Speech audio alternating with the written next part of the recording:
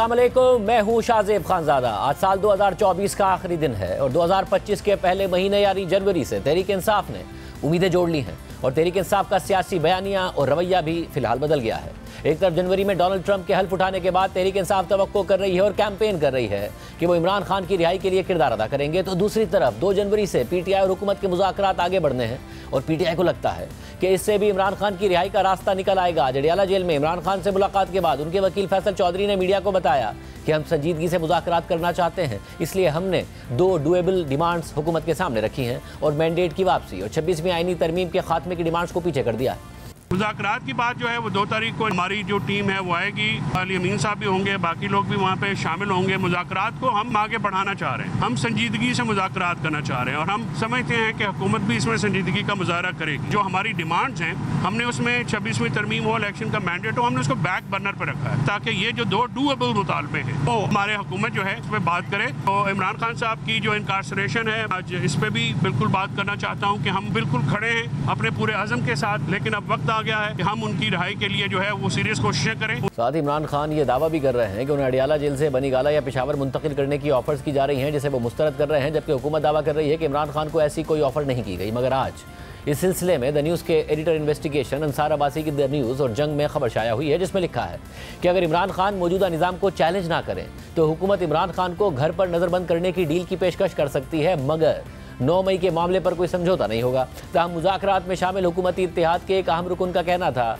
कि इमरान खान को अडियाला जेल से बनीगाला उसी सूरत मुंतकिल किया जाएगा कि जब वो मौजूदा निज़ाम को कबूल करेंगे और इश्तियाल अंगेज़ी की सियासत को तर्क करेंगे। नाम ज़ाहिर ना करने की शर्त पर ज़राए का कहना था कि हुकूमत की जानिब से मुज़ाकरात के लिए कोई पेशगी शराइत नहीं है, लेकिन अहम मामलात पर मौक़िफ़ वाज़ेह है। उन्होंने कहा कि अगरचे तहरीक इंसाफ 2 जनवरी को मुज़ाकराती कमेटियों के दूसरे इजलास में अपने बाज़ाब्ता मुतालबात लेकर आएगी, लेकिन बुनियादी मामलात पर दोनों फरीक़ैन के मौक़िफ़ एक दूसरे से अलग हैं। पीटीआई अपने तमाम रहनुमाओं, खासतौर पर इमरान खान की रिहाई चाहती है। अगर वो इमरान खान को दोबारा इख्तियार में लाना चाहती है, हुकूमत का बाहैसियत फरीक ये कहना है कि 9 मई के मामले पर कोई समझौता नहीं होगा। इमरान खान समेत संगीन इल्ज़ामात का सामना करने वाले मुल्ज़िमान को अदालतों से क्लियर होना होगा और मौजूदा हुकूमत 2029 तक कायम रहेगी। ज़राए का कहना था कि अगर इमरान खान इश्तियाल अंगेज़ी की सियासत तर्क करने और आइंदा इंतखाबात तक सुकून से बैठने पर रज़ामंद हो जाते हैं तो हुकूमत उन्हें अडियाला जेल से बनीगाला मुंतकिल करने पर गौर कर सकती है। ताहम राब्ता करने पर सेनेटर इरफान सिद्दीकी का कहना था कि इमरान खान को बनीगाला मुंतकिल करने की तजवीज़ पर नून लीग से ताल्लुक़ रखने वाले कमेटी अरकान या इत्तेहादियों की नुमाइंदगी करने वाले दीगर कमेटी अरकान से बात नहीं की गई। उन्होंने कहा कि वो पसे पर्दा इस हवाले से होने वाली बातचीत के बारे में नहीं जानते। उन्होंने हुकूमत के मौक़िफ़ का यादा किया कि तहरीक इंसाफ बाज़ाब्ता तौर पर आइंदा इजलास में जो कुछ पेश करेगी, कमेटी उसका बाज़ाब्ता जवाब देगी। हुकूमत और पीटीआई के मुज़ाकरात का अगला दौर 2 जनवरी को होगा, जिससे पहले ही पीटीआई वाज़े कर रही है कि वो सिर्फ 2 मुतालबात को तहरीरी शक्ल में पेश करने जा रही है, जो इमरान खान समेत कैदियों की रिहाई और 9 मई और 26 नवंबर पर जुडिशल कमीशन के मुतालबात हैं। साथ ही 20 जनवरी को अमेरिका में डोनाल्ड ट्रंप हल्फ उठाने जा रहे हैं और अमेरिका में तहरीक इंसाफ के हामियों ने हल्फ बर्दारी के दिन भी इमरान खान की रिहाई के हवाले से कैंपेन चलाने का मंसूबा बना लिया है। रोजनामा द न्यूज़ और जंग में अजीम एम मियाँ की खबर के मुताबिक डोनाल्ड ट्रंप की हल्फ बर्दारी और दीगर तकरीबात के मौके पर वाशिंगटन में 20 जनवरी को पीटीआई के हामी इमरान खान की रिहाई और हिमायत के लिए ट्रकों पर नारे और वीडियोज़ आवेज़ा करके अपनी मुहिम चलाएंगे।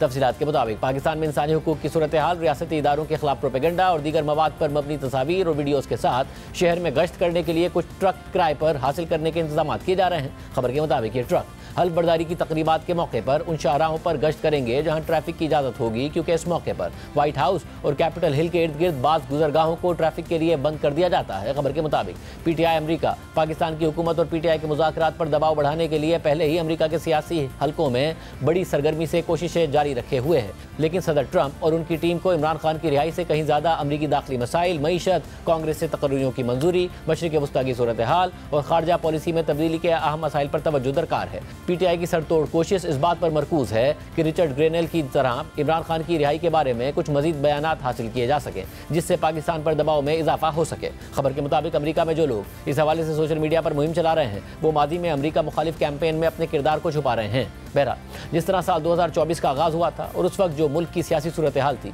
वो 2024 के अख्ताम पर बहुत हद तक बदल चुकी है। पीटीआई के एहतजाज और धरनों की नाकामी के बाद हुकूमत सियासी तौर पर अब काफ़ी मुस्तहकम नजर आ रही है। इस्टेब्लिशमेंट के साथ ताल्लुकात मामूल पर हैं, सेम पेज बरकरार है। साथ ही साथ इस एक साल में नून लीग की हुकूमत को इत्तेहादियों के किसी बड़े चैलेंज का सामना नहीं करना पड़ा।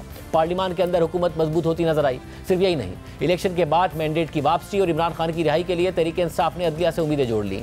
एलानिया दावे किए कि जस्टिस काजी फाइज ईसा की रिटायरमेंट के बाद justice Mansoor Ali Shah chief justice बनेंगे तो पीटीआई की मुश्किलात में कमी आएगी। खुद हुकूमत ने इस खदशे का इजहार किया, मगर फिर हुकूमत ने 26वीं आईनी तरमीम के जरिए इसका भी रास्ता रोक दिया। इसके अलावा मुआशी एतबार से भी हुकूमत के लिए साल 2024 बेहतर साबित हुआ। मुआशी तरक्की तो नहीं हुई, दूर दूर तक नहीं नजर आई, मगर मुआशी इस्तेहकाम आया और महंगाई में इजाफे की रफ्तार में कमी जरूर नजर आई। इंटरनेट को भी कभी सुस्त करके, कभी बंद करके और सोशल मीडिया साइट एक्स को बंद करके कदगनें लगाई गई, जिससे अवाम मुतासिर होते रहे और अब भी हो रहे हैं। जबकि दूसरी तरफ इस एक साल के दौरान तहरीक इंसाफ की मुश्किलात में कमी के बजाय इजाफा होता चला गया और उसका एक भी एहतजाज या मुजाहरा हुकूमत को नुकसान नहीं पहुंचा सका, बल्कि जूं जूं साल 2024 गुजरता चला गया तो खुद तहरीक इंसाफ की हुकूमत मुखालिफ मुहिम कमजोर पड़ती चली गई। तहरीक इंसाफ को तंजीमी मसाइल और इख्तलाफात का भी सामना करना पड़ा। पार्टी में ग्रुपिंग बढ़ गई और पार्टी में इमरान खान की बहनों और एहलिया का असर रसूख पार्टी क़यादत से ज़्यादा हो गया। इस्टेब्लिशमेंट का रवैया भी तहरीक इंसाफ के हवाले से तब्दील नहीं हुआ। तहरीक इंसाफ और इमरान खान मुसलसल कोशिशें करते रहे कि इस्टेब्लिशमेंट के साथ बराह रास्त मुज़ाकरात का रास्ता खुल जाए, मगर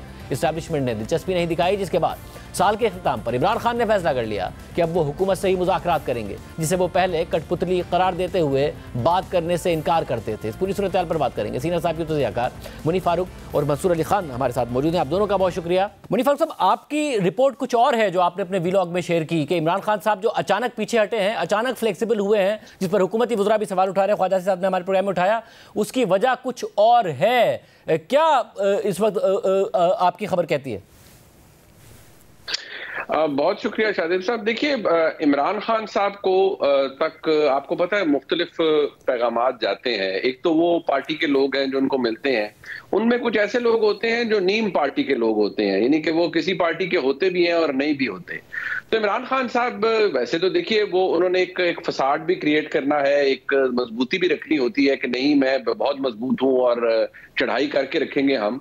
लेकिन इमरान खान साहब को इन सो मेनी वर्ड्स ये बताया गया है कि देखिए आप फिलहाल तो you are in troubled waters, लेकिन अगर आप if you play your cards well तो फिर तो आपके लिए कम से कम इतनी गुंजाइश निकल सकती है कि चले आपकी जगह तब्दील हो जाए, जहां पर आप हैं शायद आपके लिए कुछ आसानी निकल आए। लेकिन अगर आपने वही किया और इस तरह के मामलात को जारी रखा तो फिर ज़हन में रखें कि आप बाहर नहीं आ सकेंगे। और जितना आपने रायता फैलाया हुआ है, यानी 9 मई का मामला है, उसके हवाले से कम 2 से 3 केसेस ऐसे हैं जिसमें इमरान खान साहब नामजद हैं, तो आपको बाहर ना कोई आने देगा, ना ही आपको कोई इस पर माफ करेगा। और हैविंग सेड दैट, ये बात उनको दोबारा भी बताई गई है इन वेरी क्लियर वर्ड्स कि देखिए 9 मई को ना कोई माफ करेगा ना ही कोई भूलेगा। उसके मुजरिम रियासत के मुताबिक आप ही हैं और आपको उसकी सजा का सामना करना पड़ेगा। हाँ, अगर आप अपने लिए कुछ कंसेशंस चाहते हैं या अपनी जमात के लिए चाहते हैं तो फिर आपको एक इंतजार का भी सामना करना पड़ेगा और शायद अपने कुछ मामलात की दुरुस्ती के लिए अपने रवैये को भी बेहतर करना पड़ेगा। अब नोइंग इमरान खान साहब, आप जानते हैं कि जहां वो एक चीज पर कंसीड करते हैं या थोड़ा पोजीशन तब्दील करते हैं, दूसरी जगह पर वो अपना जो उनका सबसे लीथल उनका वो उनकी सोशल मीडिया ब्रिगेड है, उसका इस्तेमाल वो उसी तरह से जारी रखते हैं।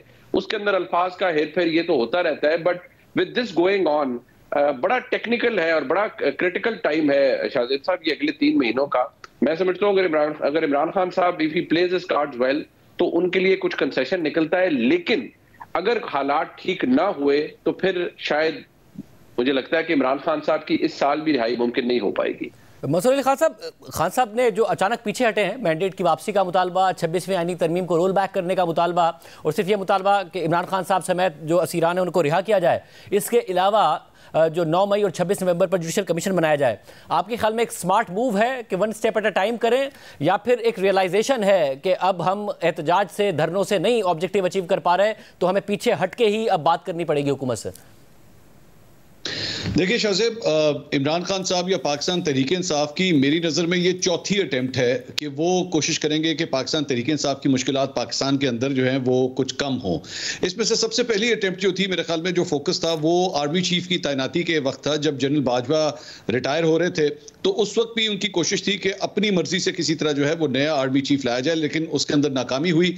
दूसरी अटेम्प्ट जो थी वो 2024 के इलेक्शंस थे, उनके जहन में ये था कि इतने भारी हमें मैंडेट मैंडेट मिलेगा कि हमें कोई रोक नहीं सकेगा, लेकिन वो भी नहीं हुआ। हुकूमत जो है वो मुस्लिम लीग नून ने बना ली। और तीसरी अटेम्प्ट जो थी वो मेरे ख्याल में काजी फाइजा साहब की जब रिटायरमेंट हुई तो, और उसके बाद उनकी ये कोशिश थी कि मंसूर अली शाह साहब शायद चीफ जस्टिस बनेंगे तो तब मुश्किलात आसान होगी। अब ये चौथी अटेम्प्ट है जो मेरे ख्याल में डोनाल्ड ट्रंप की तरफ अब देख रही है कि शायद उसके आने से पाकिस्तान तरीके इंसाफ की मुश्किलात जो हैं वो आसान होंगी। लेकिन अभी तक कम से कम मेरी इतलात के मुताबिक पाकिस्तान तरीके इंसाफ की कोशिश कर रही है कि इमरान खान साहब या पीटीआई के लिए कम से कम उन्हें इन्विटेशन कार्ड मिले, जो 20 तारीख को तकरीब हल्फबरदारी हो रही है, लेकिन अभी तक वो कार्ड नहीं मिला है। ये जो अभी बात हो रही थी मुज़ाकरात की या पीटीआई के पीछे हटने की, उसमें मेरी इतलात के मुताबिक पाकिस्तान तरीके इंसाफ इस बात के ऊपर भी मानने के लिए तैयार हो जाएगी कि 9 मई और 26 नवंबर के जुडिशल कमीशंस की जो डिमांड है ये उससे भी पीछे हट जाएंगे अगर पीटीआई के लोगों को छोड़ दिया जाता है, इमरान खान साहब की मुश्किलात आसान कर दी जाती हैं, उन्हें भी छोड़ दिया जाता है। लेकिन हर गुजरते दिन के साथ जिस तरह ये टाइम आ रहा है, 20 जनवरी आ रही है, डोनाल्ड ट्रंप के या की इंतजामिया आके हुकूमत संभालेगी, पाकिस्तान तरीके इंसाफ को बहुत ज्यादा पुरुमीद नहीं लगती। और दूसरी बात ये, उनको ये लगता है कि जो सोशल मीडिया टीम है जितना उसे इम्पैक्ट क्रिएट करना चाहिए था इंटरनेशनली, जिसका मुनीब साहब अभी थोड़ी देर पहले जिक्र कर रहे थे, शायद वो इम्पैक्ट अभी तक वो नहीं बन सका और वो प्रेशर हम एस्टैब्लिशमेंट के ऊपर या मौजूदा हुकूमत के ऊपर डालने में फिलहाल नाकाम रहे हैं। और ये जरा स्टेटमेंट्स तो आ गए, रिचर्ड ग्रेनेल का आ गया, एक दो और लोगों का आ गया, क्या प्रेशर नहीं पड़ा है? क्योंकि इतलात ऐसी ज़रूर हैं कि, और ज़रा तो बिलावल भुट्टो ज़रदारी साहब ने भी कह दिया कि इमरान खान साहब बहाना है, असल में कुछ और निशाना है, फिर हुकूमत कुछ एहतियात भी कर रही है अपने स्टेटमेंट्स में, कहीं ना कहीं प्रेशर पड़ा है? शाहजेब साहब, प्रेशर तो in any case Imran Khan साहब की मामले को अगर साइड पर भी कर दें तो जो डोनाल्ड ट्रंप हैं वो एक ऑब्वियसली अनकन्वेंशनल किस्म की शख्सियत है, तो प्रेशर तो बिल्कुल है क्योंकि पाकिस्तान का अमेरिका के साथ वैसे भी ताल्लुक बड़ा लो लेवल पर रहा, इवन बाइडेन एडमिनिस्ट्रेशन के साथ भी। सो एक मैंने अर्ज किया था कि एक्सरसाइज की गई पाकिस्तान की वजारत खारजा के अंदर कि देखा जाए कि किस तरह की एंगेजमेंट ट्रंप साहब की पहली एंगेजमेंट के अंदर रही पाकिस्तान के साथ। सो पाकिस्तान के जो इस वक्त एम्बेसडर हैं वहां पर, मेरी इत्तलात के मुताबिक he is running from pillar to post, कि किस तरह से वो हाई लेवल एंगेजमेंट्स करवा सकें, जो मार्को रूबियो हैं उनके साथ, जो आने वाले सेक्रेटरी ऑफ स्टेट है उनके साथ, फॉरेन मिनिस्टर जो पाकिस्तान के हैं उनकी कोई इंटरेक्शन हो सके for obviously other purposes as well. लेकिन पाकिस्तान की हुकूमत इस वक्त बड़ी कंफर्टेबल पोजीशन में है, उसकी दो वजूहात है।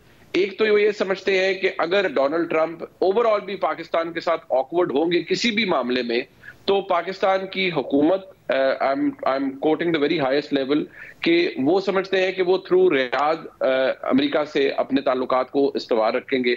अब ये कितना प्रैक्टिकल है, कितना पॉसिबल है, only time can tell, but खबर ये है। दूसरी बात यह है कि जहां तक मामला इमरान खान साहब की रिहाई से मुताल्लिक है, उसमें तो जो ज्यादा स्टेक है यकीनी तौर पर हुकूमत सामने है, लेकिन मामला ज्यादा जो है वो मुक्तदरा यानी एस्टैब्लिशमेंट का है।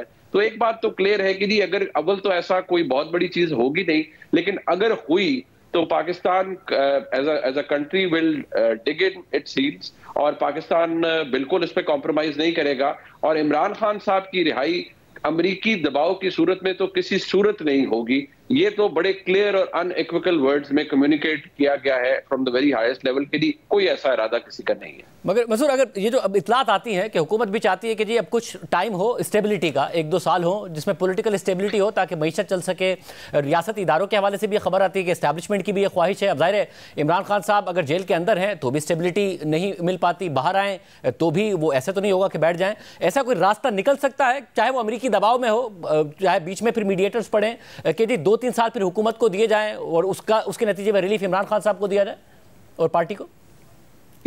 मेरा ख्याल में ये मुमकिन है, जो आप बात कर रहे हैं ये बिल्कुल हो सकता है, लेकिन जारी बात है इसके लिए प्री कंडीशंस बहुत ज़रूरी हैं। इमरान खान साहब को अपना तर्ज सियासत तब्दील करने की ज़रूरत पड़ेगी, और दूसरी बात ये कि विंडो भी ये बड़ी जल्दी बंद हो रही है। और ये मैं क्यों कह रहा हूँ, उसकी वजह ये कि हुकूमत ये समझती है कि इसके डिविडेंड्स आना शुरू हो गए हैं। ये 1 साल इमरान खान साहब ने जो 2024 का जेल के अंदर गुजारा है, उससे हमारे मुआशी इशारिये बेहतर होना शुरू हो रहे हैं, हमारी महंगाई जो है वो सिंगल डिजिट में आ रही है, इंटरेस्ट रेट्स ड्रॉप हो रहे हैं, स्टॉक मार्केट 1,14,000 1,14,15,000 पॉइंट्स पे खड़ी हुई है। ब्रोकरेज हाउसेस प्रिडिक्ट कर रहे हैं कि आने वाले साल में ये इससे भी ऊपर जाएगी।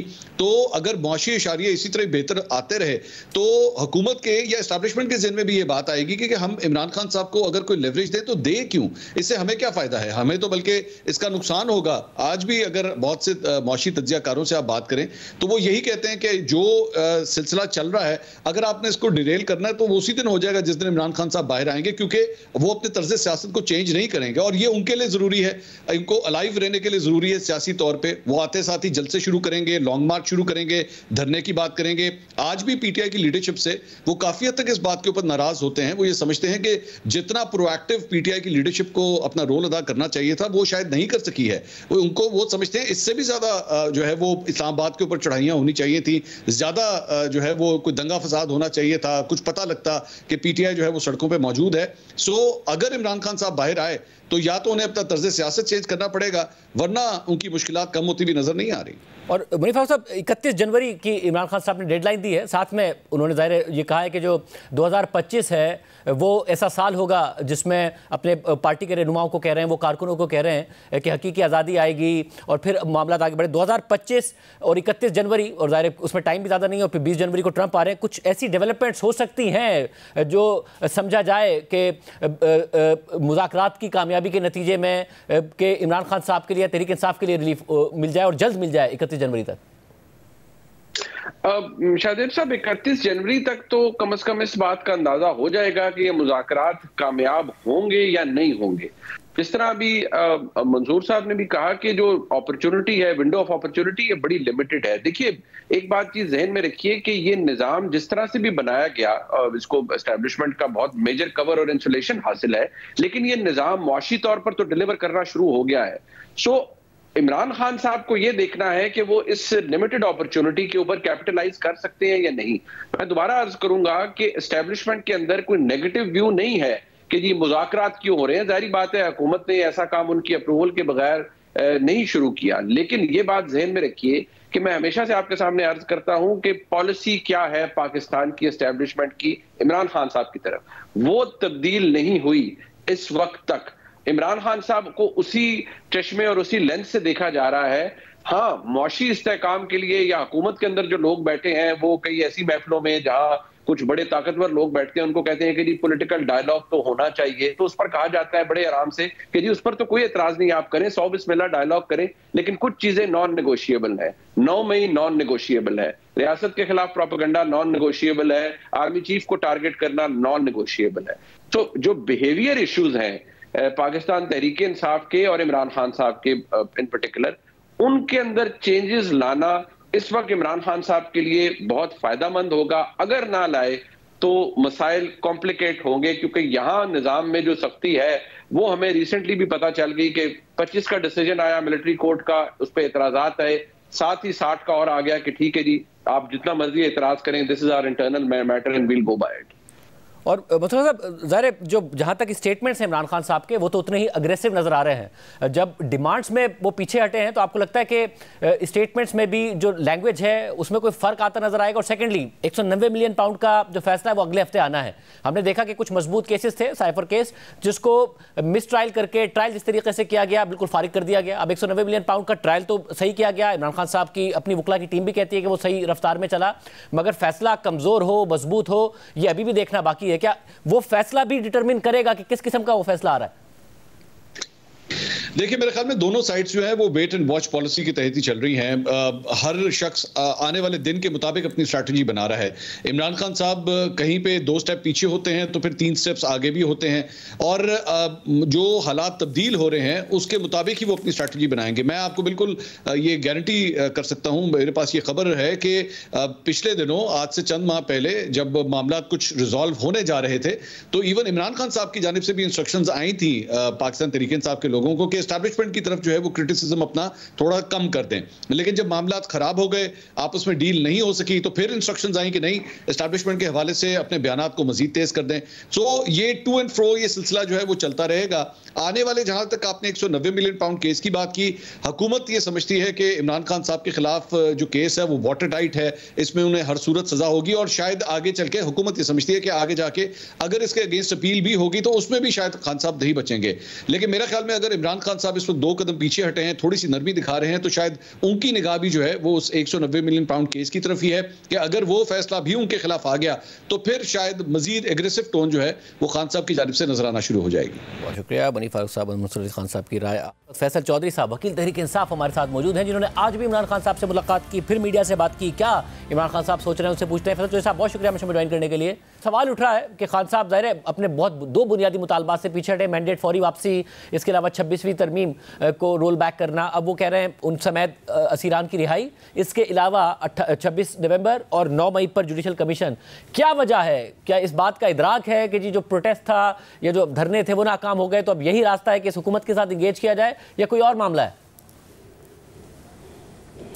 देखिए शाह साहब, हम उन दोनों मुतालबात से पीछे नहीं हटे हैं। उन मुतालबात वो टाइम टेकिंग मुतालबात हैं, हमने उनको बैक बर्नर पर रखा है, और हम ये जो 2 मुतालबात हैं ये समझते हैं कि ये डूएबल मुतालबात हैं और ये गैर आइनी मुतालबात, गैर कानूनी मुतालबात नहीं हैं।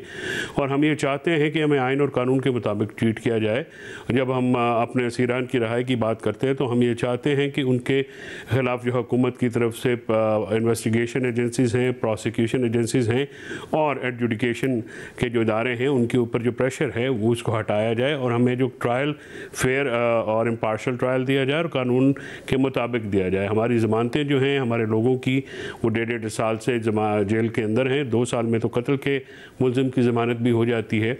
तो अब हमारा ये हक बनता है कि उन लोगों को ज़मानतों पे छोड़ा जाए, क्योंकि उनके खिलाफ जो एविडेंसेस हैं वो इस नौयत के नहीं हैं कि उनको ज़्यादा देर जेल में रखा जाए। और आपकी जब इमरान खान साहब से मुलाकात हुई तो क्या वो पॉजिटिव हैं कि ये ऐसे मुतालबात हैं जो 31 जनवरी तक माने जा सकते हैं, या उन्हें लग नहीं रहा कि ये माने जाएंगे और वो हुकूमत का ब्लफ कॉल कर रहे हैं इस वक्त? देखिए, हमने तो संजीदगी से मुज़ाकरात की ऑफ़र की है शाहज़ेब साहब। हमने एक मुज़ाकराती कमेटी बनाई है, हमने अपना एजेंडा दिया है, हुकूमत ने उसके बाद जाके काफ़ी देर के बाद अपनी मुज़ाकराती कमेटी बनाई और उन्होंने अभी तक काउंटर एजेंडा नहीं दिया है। और वो गालिबन समझते हैं कि ये जो 2 मुतालबात हैं इनके ऊपर वो एक मखमसे में हैं। मैं नहीं समझता कि मखमसे में क्यों हैं, क्योंकि इस सारे केसेस की जो मुद्दईयत है वो तो पुलिस है, हुकूमत है, और पुलिस जो है वो प्रोविंशियल हुकूमत के मातहत होती है, फेडरल में इंटीरियर मिनिस्ट्री के मातहत होती है। और तमाम जो पर्चे हैं वो एक ही इल्ज़ाम के तहत PTI की लीडरशिप के ऊपर किए गए हैं और रहनुमा के ऊपर किए गए हैं।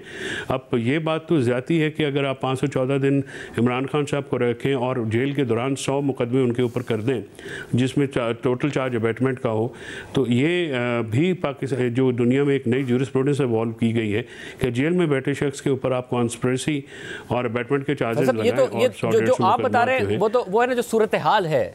मैं आपसे सवाल कर रहा हूँ, जो उम्मीद है कि इमरान खान साहब क्यों, जब उन्होंने आपसे बात की तो क्या बताया कि वो क्या सोच रहे हैं कि वाकई इस पर ब्रेक थ्रू हो सकता है, हालात ऐसे हैं कि हुकूमत मान जाएगी सिचुएशन इस बात पर?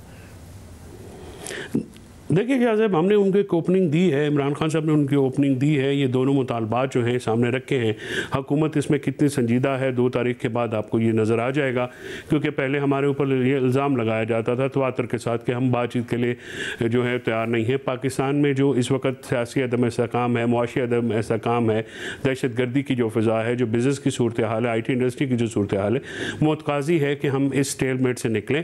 और उसके लिए हुकूमत के ऊपर ज़्यादा ज़िम्मेदारी आयद होती है कि वो अपनी चीज़ों को स्टबननेस के साथ ना देखे, गुस्से से ना देखे, जो मुक़तदरा भी है।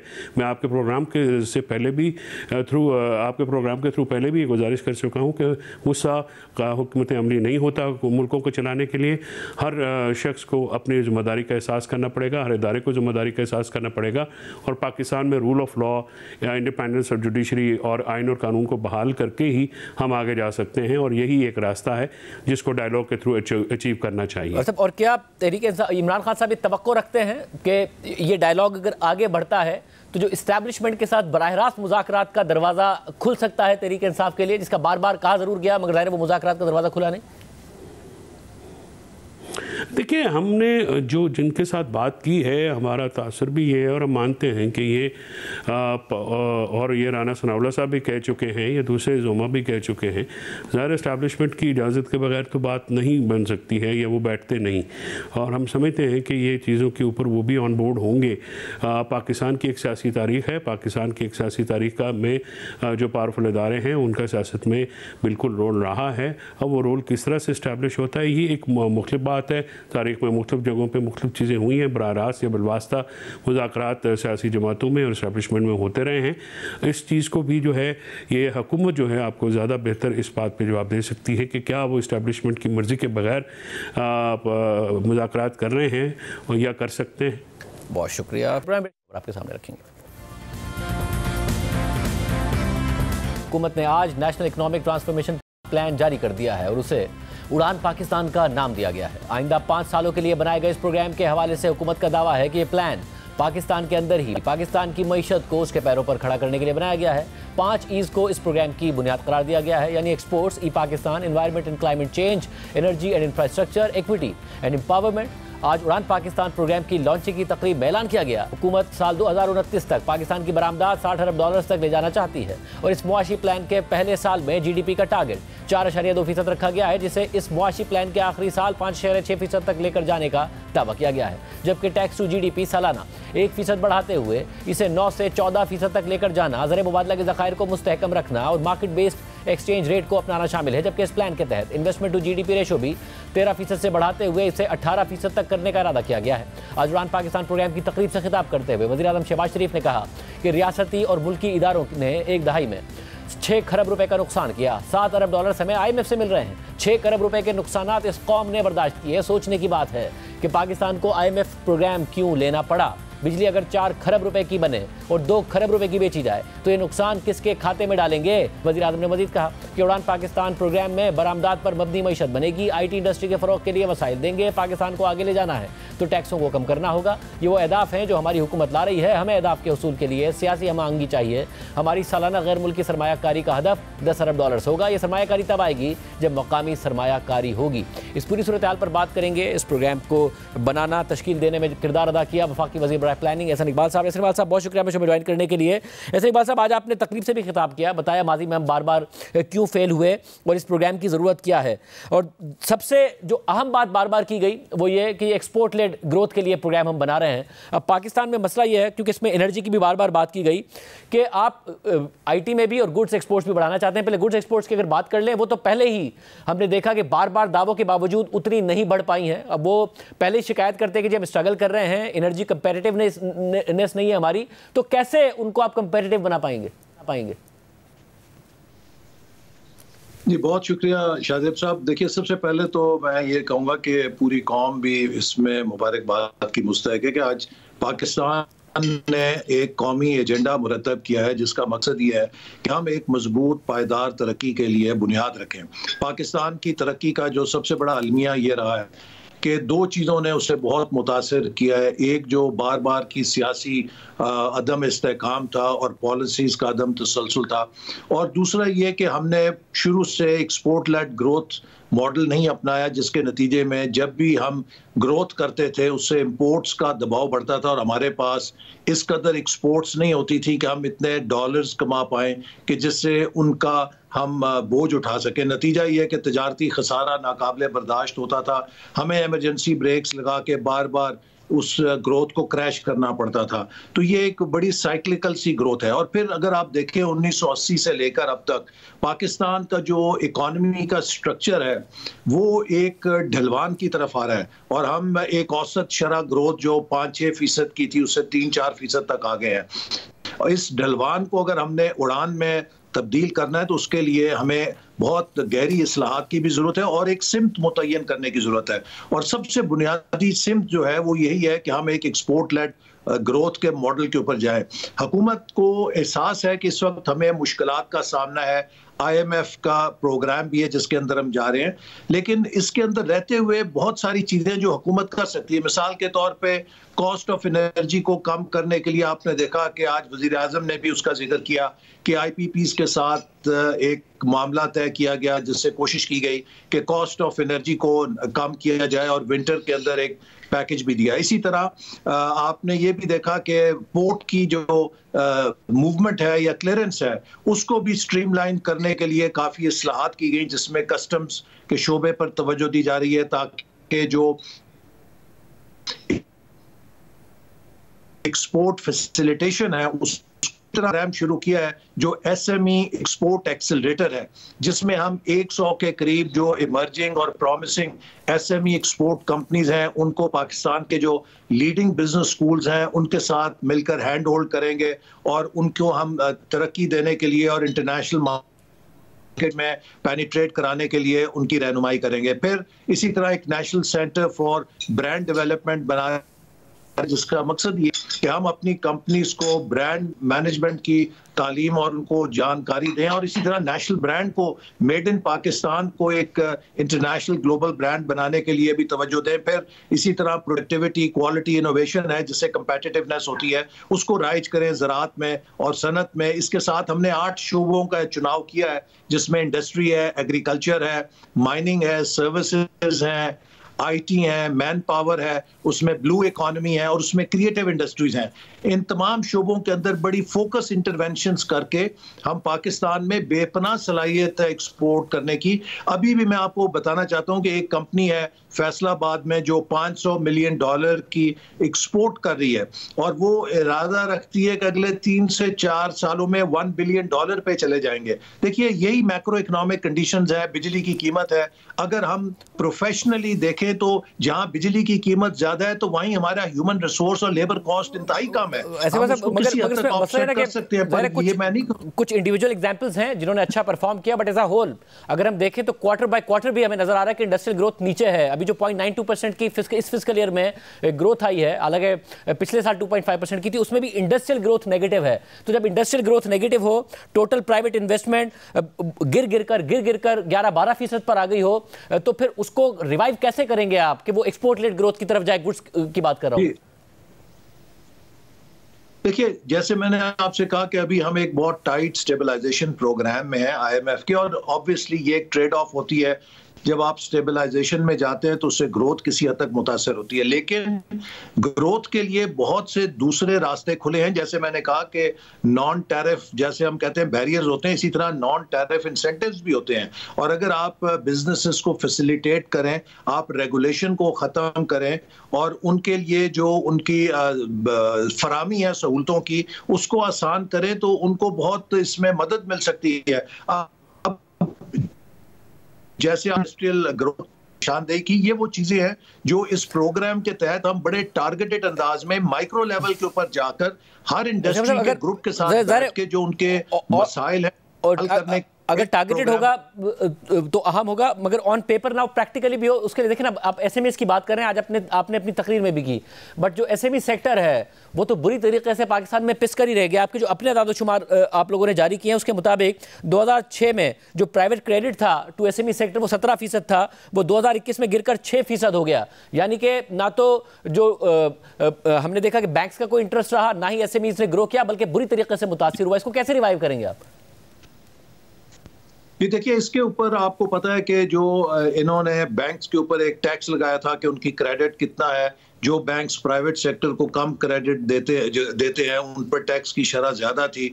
अब वो बैंक्स के साथ मिलकर एक सेटलमेंट की जा रही है जिसमें बैंक्स को इस बात का पाबंद किया जा रहा है कि वो प्राइवेट सेक्टर को क्रेडिट की एक खास मकदार अमल दरामद करेंगे। और हम चाहते हैं कि SMEs को प्राइवेट सेक्टर में बैंक्स का क्रेडिट दस्तयाब हो, चूंकि वो जब नॉन फॉर्मल सेक्टर से क्रेडिट लेते हैं तो वो तकरीबन दुगनी कीमत के ऊपर उनको मिलता है। यही नहीं बल्कि स्मीडा जो है एक इदारा 90s में बना था और वो फिर गैर फाल हो गया था, उसको भी वजीर आजम ने अपनी निगरानी में ले लिया, उसको भी हम दोबारा फाल कर रहे हैं। और ये जो SME सेक्टर है, इससे हमने एक स्टडी की है जिससे कि 40 से 60 अरब डॉलर की एक्सपोर्ट सिर्फ हम एसएमई सेक्टर से जनरेट कर सकते हैं। तो लिहाजा ये हमारी हिकमत अमली में एक major engine of export growth होगा। इस पर हम फोकस करेंगे और इसको कोशिश करेंगे कि तेजी के साथ हम बढ़ाएं और इसको ग्लोबल सप्लाई चेन्स के साथ लिंक करें। सर, आप जो आपके 5 ईज हैं पाकिस्तान की इकोनॉमी को 2035 तक $1 ट्रिलियन इकोनॉमी बनाने के लिए, अदरवाइज आप कहते हैं अगर इसी पेस से चले तो $500 अरब ही हम हो पाएंगे, और जिस हिसाब से हमारी आबादी बढ़ रही है उस आबादी के बोझ तले हम दब जाएंगे। बट जब आप ई पाकिस्तान की बात करते हैं, हालिया दिनों में ज़रूर पाकिस्तान की IT एक्सपोर्ट्स में इजाफा हुआ है, मगर जो आपका टारगेट है वो कैसे पूरा होगा जब हालिया रिपोर्ट के मुताबिक 2024 में पाकिस्तान दुनिया भर में सबसे ज़्यादा इंटरनेट शटडाउन के साथ दूसरा मुल्क रहा, म्यांमार पहले नंबर पर रहा। पाकिस्तान में 2024 में 1861 घंटे इंटरनेट की बंदिश रही, जिससे $351 मिलियन का नुकसान हुआ। इंटरनेट की बंदिश से हर एक घंटे में $1 मिलियन यानी $10 लाख का नुकसान हो रहा है। तो ये कैसे होगा अगर पाकिस्तान में इंटरनेट की इतनी पाबंदियां होंगी? देखिए, ये कोई मुस्तकिल एक फेज नहीं है। आपको पता है कि आज जहां इंटरनेट के साथ और ई बिजनेस या कॉमर्स के साथ बहुत सारी अपॉर्चुनिटीज हैं, इसी तरह साइबर सिक्योरिटी दुनिया के अंदर एक बहुत बड़ा चैलेंज बन गया है, क्योंकि इसी के जरिए आप किसी मुल्क की मईशत पे हमला करके उसके पावर प्लांट्स को शट डाउन कर सकते हैं, उसके फाइनेंशियल सिस्टम को डिसरप्ट कर सकते हैं, उसके लिए नेशनल सिक्योरिटी के खतरात पैदा कर सकते हैं। और इसके अलावा यही वो जरिया है कि जिसके जरिए आपको पता है अमेरिका में एक बहुत बड़ी आवाज उठी कि एक और दूसरे मुल्क ने उनके सदारती इलेक्शन के ऊपर असरअंदाज हो गए। तो ये एक उस लिहाज से अपॉर्चुनिटी भी है और चैलेंज भी है। और आज आप देखिए दुनिया का हर मुल्क इसके लिए कुछ ना कुछ सेफगार्ड्स कर रहा है। जहां तक बिजनेसेस का ताल्लुक है, मतलब जो हम कर रहे हैं वो और कौन सा तरक्की याफ्ता या तरक्की पजीर जो कि तरक्की करना चाहता हो मुल्क कर रहा है कि आपको खुद भी प्रॉब्लम का सामना करना पड़ता होगा अपने कम्युनिकेशन में, और IT कंपनीज को प्रॉब्लम का सामना करना पड़ रहा है।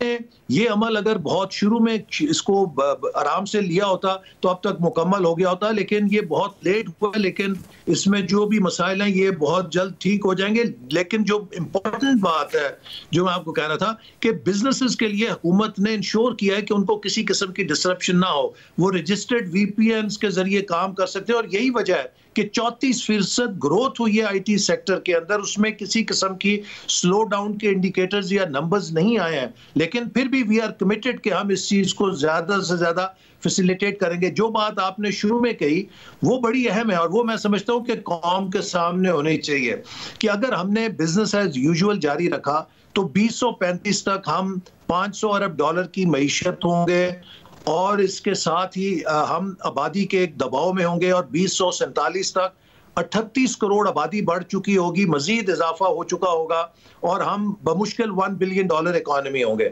लेकिन अगर हम एक ट्रांसफॉर्मेशनल पाथ पे चलें जो अपने फुल पोटेंशियल के साथ हम हासिल कर सकते हैं तो हम 2047 तक $3 ट्रिलियन इकोनॉमी बन सकते हैं और हम पाकिस्तान को दुनिया की पहली 15-20 मईशतों के अंदर शामिल कर सकते हैं। अब ये हमारी चॉइस है। इसको करने के लिए जरूरी है कि हम स्टेबिलिटी को मेंटेन रखें, हम पॉलिसीज की कॉन्टिन्यूटी को रखें और मुसलसल इस्लाहात के अमल पे चलें। इसके लिए जो हमारी पॉलिटिकल लीडरशिप है हमने उसको कोऑप्ट किया। आज आपने देखा जो उड़ान पाकिस्तान है, इसके लिए तमाम वज़राए आला ने अपने पैगामात दिए।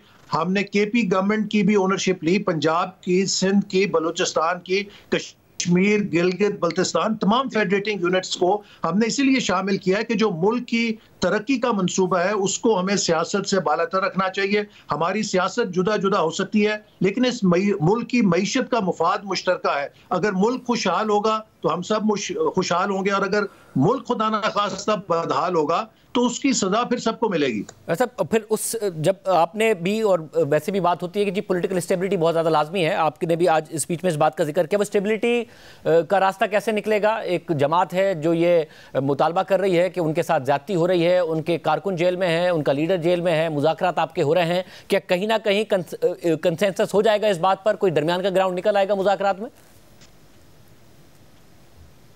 देखिए, हुकूमत ने हमेशा पॉलिटिकल डायलॉग को इख्तियार किया। आपको याद होगा जब 26वीं आईनी तरमीम हो रही थी तो अपोजिशन ने कहा था कि आप हमें वक्त दें, हम इसमें आपके साथ मिलकर इसे मुश्तरका करना चाहते हैं। हमने मौखर किया, 1 महीना तक पार्लिमानी कमेटी बनाई, उसमें बातचीत की और उसमें एक इत्तफाक राय पैदा किया। लेकिन आखिरी वक्त एक पार्टी के लीडर ने उसे वीटो कर दिया। लेकिन हमारी तरफ से पूरी कोशिश हुई कि हम उसे कंसेंसस के साथ करें। अब भी हुकूमत की तरफ से एक सिंसेरिटी के साथ कोशिश है कि हम इस मुल्क के अंदर जो सियासी दर्जे हरारत है उसे कम करें। देखिए, जहां तक केसेस का ताल्लुक है, इन तमाम केसेस का ताल्लुक कानून से है और कानून के तहत अदालतों में इन केसेस से रिलीफ हासिल की जा सकती है। इस वक्त कोई भी ऐसा पॉलिटिकल प्रिजनर नहीं है मुल्क में जो हुकूमत की हदायत पे या किसी डिप्टी कमिश्नर की नजरबंदी के हुक्म के तहत बंद हो, जो हुकूमत विड्रॉ कर सकती है। ये सारे क्रिमिनल केसेस हैं या करप्शन के केसेस हैं। हमारे खिलाफ भी एक केसेस हुए थे। नहीं, मगर ऐसे बहुत सारे ऐसे कांग्रेसमैनों के साथ बहुत सारे ऐसे केसेस हैं जिसमें कन्विक्शन नहीं हुई है। आप लोगों को भी बगैर कन्विक्शन के सिर्फ ख्वाहिशात की वजह से जेल में रखा हुआ था, आप हो, दीगर रहनुमा हो। इस वक्त भी बहुत सारे ऐसे रहनुमा तहरीक इंसाफ के जिनके खिलाफ कोई कन्विक्शन नहीं हुई है और वो जेल में है। तो कम से कम ये मिडिल ग्राउंड तो निकाला जा सकता है ना कि जिनके खिलाफ फैसले नहीं आए हैं उन्हें जेल में ना रखा जाए, उनकी आज़ादी ना मुतासर की जाए। देखिए ना, इसके मेरिट के ऊपर तो जैसे हमें जब पकड़ा गया था, हम अदालत में गए और अगर किसी केस के अंदर जस्टिफिकेशन नहीं थी, कोई इतना स्ट्रॉन्ग एविडेंस नहीं था या एविडेंस ही नहीं था सिरे से, तो वहां पे अदालतों ने हमें ड्यूरिंग ट्रायल या उसके जो भी मुकदमे की मरहला था बेल दे के रिहा कर दिया। तो इन सब के पास भी ये ऑप्शन जरूर मौजूद है, क्योंकि हमारा ख्याल है कि जो इदारों ने लोगों को पकड़ा है वो किसी एविडेंस के ऊपर पकड़ा है या वो समझते हैं कि एक केस में बेल होती है तो दूसरे केस में गिरफ्तार कर लिया जाता है। यही होता है। इमरान खान साहब के साथ भी यही हो रहा है। नहीं, उनके खिलाफ तो देखिए जो केस है, अब आप सब जानते हैं कि अलकादिर जो ट्रस्ट केस है वो 190 मिलियन पाउंड का है और वो एक ओपन एंड शट केस है। उसके बारे में तो कोई इस बारे में हमें नहीं जस्टिफिकेशन दे सकता कि पाकिस्तान के अवाम के पैसे 190 मिलियन जो 40 या 50 अरब रुपया बनता है, जो पाकिस्तान में कितनी यूनिवर्सिटियां या स्कूलों को बनाने पे खर्च हो सकता था, वो सिर्फ उनके एक दोस्त को चंद नवाज़शात की खातिर ट्रांसफर कर दिया गया। तो पाकिस्तान के खजाने से अगर आप 40-50 अरब रुपया निकाल लें और ये समझें कि ये कोई क्राइम नहीं है, तो मैं समझता हूं कि इस पे तो कोई मुल्क भी उस केस का फैसला नहीं आया ना, फैसला आ जाए, कन्विक्शन हो जाए तब अलग बात है। अभी तो उनके खिलाफ जो कन्विक्शंस थी वो जब ओवरटर्न हो गई या कुछ केस सस्पेंड हो गई तो उसके बावजूद उन्हें जेल में रखा गया। और बहुत सारे दीगर रहनुमा भी हैं जिनको जेल में रखा गया। यास्मीन राशिद साहिबा दीगर हैं जिनकी कन्विक्शन नहीं हुई। अगर आप दरमियानी रास्ता निकालना चाहते हैं, आप खुद पॉलिटिकल स्टेबिलिटी चाहते हैं ताकि वो इकोनॉमी पे फोकस हो। देखिए, इस बारे में हमारी राय बहुत वाज़ेह है कि जो भी आइन और कानून के तहत रास्ता होगा उसके रास्ते में हम कोई रुकावट नहीं खड़ी करेंगे। लेकिन ये बात भी आप देखिए ना शाहजेब, आप मुझे बताएं कि अमेरिका में पेंटागन पे हमला हुआ था। अमेरिका उस पेंटागन पे हमले के जिम्मेदार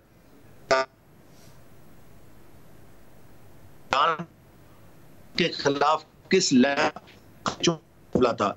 हमारे अगर GHQ पे हमला किया जाए और हम कहें कि ये सियासी एहतजाज है, इसी तरह अगर बरतानिया, जर्मनी, फ्रांस डेमोक्रेसीज हैं, अगर उनकी फौज की छावनियों पर कोई हमला करे तो क्या वो उसे सियासी एहतजाज कह के नजरअंदाज कर देंगे?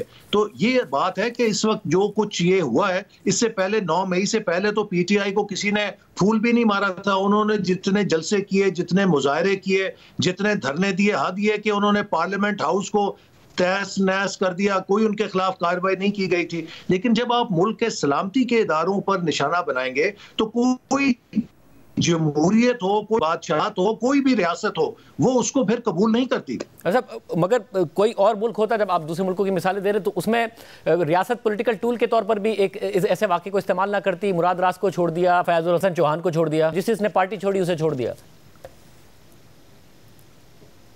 नहीं, देखिए, इस बारे में कोई ऐसी इस्तिस्ना नहीं है। जिन लोगों के खिलाफ सॉलिड एविडेंस है कि वो 9 मई को शरीक थे, किसी ऐसे शख्स को जिनकी एविडेंस है, उनको मेरा नहीं ख्याल के छोड़ा गया है, क्योंकि इसमें तो सबके लिए कानून एक है और ये मुल्क की सलामती का तकाजा है कि एक तरफ हमारे फौज के जवान और अफसर शहीद हो रहे हों, अपने खून के नजराने पेश कर रहे हों, और दूसरी तरफ उनके इदारे को इस तरह निशाना बनाया जाए, सोशल मीडिया के ऊपर गाली गलौज की जाए। मैं समझता हूं कि ये हमारे कौमी वकार का तकाजा है कि हम उन इदारों की पुष्ट के ऊपर खड़े हों जो इस वक्त मुल्क की सलामती की जंग लड़े हैं। बहुत शुक्रिया, सिंह बाल साहब हमारे साथ मौजूद थे।